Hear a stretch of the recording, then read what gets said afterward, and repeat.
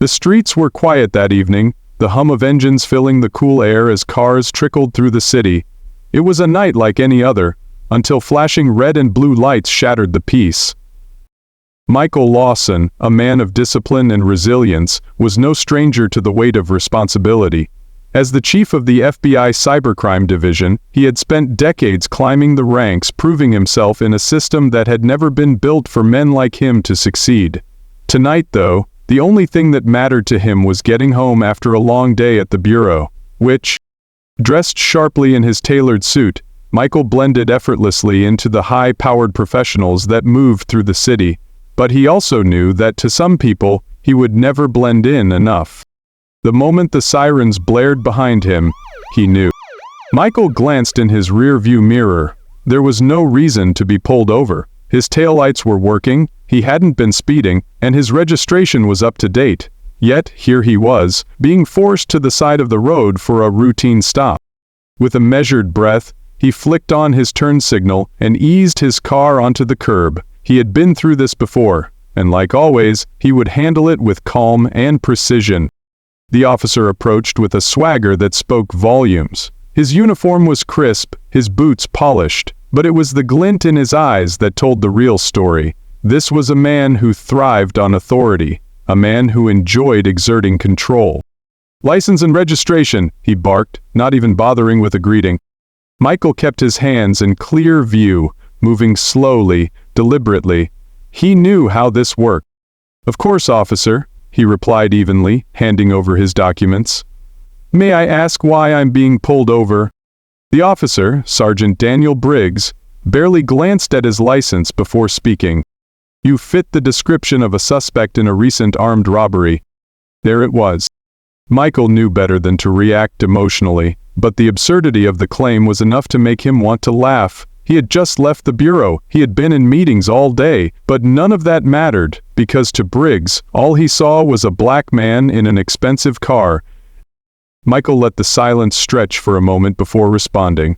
"That's an interesting claim. And what exactly is this description I supposedly match?" Briggs's jaw tightened. He wasn't expecting pushback. That was mistake number one. "Step out of the vehicle," the officer demanded. Michael had been here before. Too many times. "Officer, I am Special Agent Michael Lawson, Chief of the FBI Cybercrime Division. My credentials are in my briefcase." But Briggs didn't flinch. Instead, his hand inched closer to his holstered weapon. "Oh, you're FBI now?" he scoffed. "You think flashing a fake badge is going to get you out of this?" Michael exhaled slowly, forcing himself to remain calm. He had spent his entire career ensuring justice was served, yet here he was, being treated like a criminal simply for existing in the wrong place at the wrong time, in the wrong skin. "Call your supervisor," Michael instructed, his voice cool and unwavering. Briggs smirked. "You want to play that game? Fine." And with that, he reached for his radio. Within minutes, 2 more patrol cars pulled up. More officers stepped out, hands resting on their holsters, bodies tense. The air was thick with unspoken hostility, the kind that turned minor encounters into tragedies. Michael knew what was at stake.